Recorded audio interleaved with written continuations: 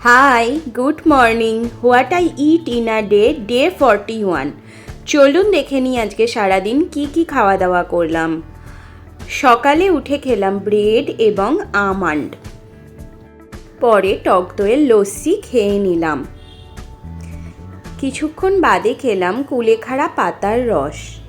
আজকের লাঞ্চ মেনুতে ছিল ভাত, শাক ভাজা, কাঁকরোল ভাজা, ঢ্যাঁড়স সেদ্ধ, ডাল, করলা দিয়ে সব সবজি দিয়ে তেঁতো চচ্চড়ি, সোয়াবিনের তরকারি, চাটনি এবং পাঁপড় ও টক দই।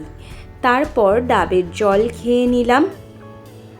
পরে ফল খেলাম আপেল এবং মুসাম্বি লেবু।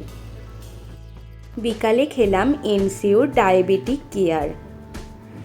এবং সন্ধ্যার টিফিনে আমি এবং আমার হাজবেন্ড খেলাম বেগুনি, ফুরুলি, কাঁচা লঙ্কা, মুড়ি, চানাচুর সব কিছু দিয়ে টিফিনটা জমজমাট করলাম।